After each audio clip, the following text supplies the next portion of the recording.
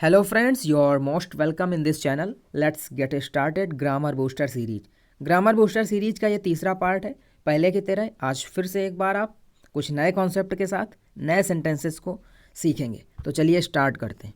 It's going to be hard but hard does not mean impossible.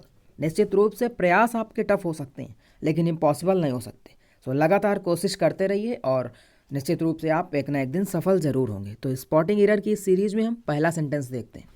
आज के sentences का level थोड़ा सा आइए, फिर भी आप जिस हद तक पहुंच सकते हैं उस हद तक पहुंचने की कोशिश करिए। पहला सेंटेंस है I but he is allowed to go there. सबसे पहले आप देख पा रहे होंगे कि जो नाउन या प्रोनाउन यहाँ पर सब्जेक्टिव केस में आया है, उसके बाद बट आया। बट को आप कंजक्शन के तौर पर जानते हैं, लेकिन बट कंजक्शन और प्रीपोजिशन दोनों का वर्क करता है। कंजक्शन में ये कॉन्ट्रैक्शन और प्रीपोजिशन में एक्सेप्ट का सेंस रखता है। तो ये तो हो गया प्रीपोजिशन, और प्रीपोजिशन से पहले जो नाउन या प्रोनाउन आता है वो सब्जेक्टिव केस में आता है, और उसके बाद में जो आता है वो ऑब्जेक्टिव केस में आता है।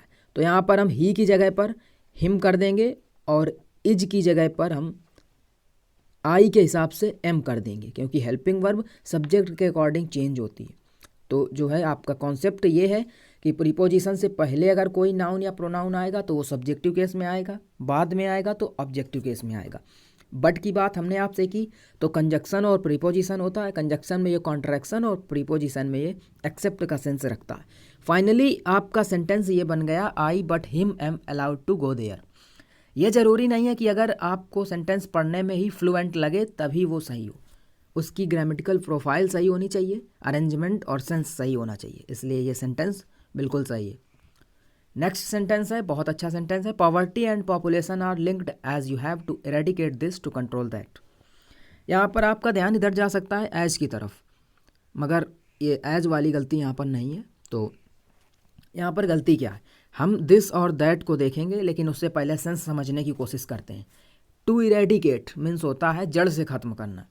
तो आप ये पहले बताइए कि जो पॉवर्टी है और पॉपुलेशन है, तो आपको जड़ से किसको ख़त्म करना है, गरीबी को या जनसंख्या को? तो आपका उत्तर यही होगा कि गरीबी को जड़ से ख़त्म करना है, जनसंख्या नियंत्रण के लिए।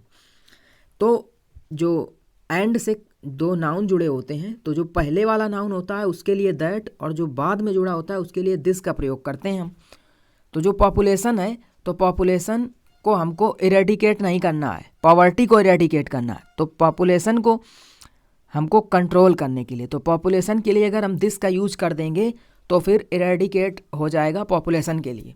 इसलिए हम पॉवर्टी लाएंगे यहाँ पर, और पॉपुलेशन की जगह पर हम पॉवर्टी को लिखेंगे, पॉवर्टी की जगह पर पॉपुलेशन को लिख देंगे। आपस में इंटरचेंज करेंगे कि पॉवर्टी की जगह पॉपुलेशन, पॉपुलेशन की जगह पर पॉवर्टी हो जाएगा। तो अगर हम ये बात करें तो यहाँ पर आप इसको रख देंगे और यहाँ पर आप इसको लिख देंगे, आपका सेंस बिल्कुल सही हो जाएगा। कॉन्सेप्ट की बात करें तो कॉन्सेप्ट ये होता है, जो एंड से पहले नाउन होता है उसके लिए हम दैट का यूज करते हैं, और जो बाद में आता है उसके लिए हम दिस का यूज करते हैं। तीसरा सेंटेंस है, all the students will shake hands with one another. आपको ये सेंटेंस बिल्कुल सही लग रहा होगा, फिलहाल ये सेंटेंस बिल्कुल सही नहीं है। तो गलत कहाँ पर है, आप वैसे देख पा रहे होंगे कि यहाँ पर ऑल द स्टूडेंट्स लिखा है, मतलब संख्या दो से ज़्यादा है।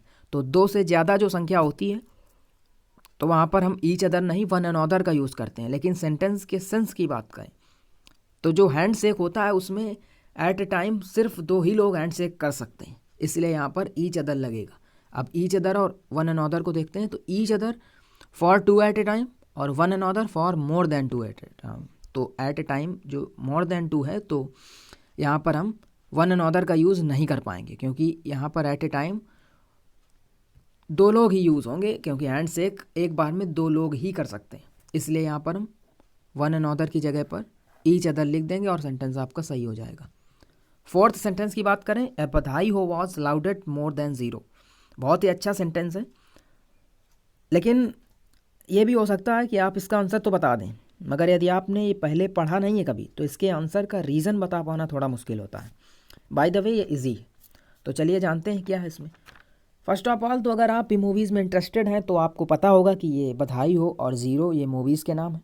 सबसे ज़्यादा कन्फ्यूज़न यहीं पर होता है, क्योंकि जो लोग मूवीज़ में इंटरेस्टेड नहीं हैं तो शायद उनको नहीं पता होता कि ये मूवीज़ के नाम है, तो उस तरह से वहाँ पर दिमाग नहीं जाता तो कि इनको हम किस सेंस में यूज़ करें। चलो अब मूवीज़ देख चुके, आगे बढ़ते हैं।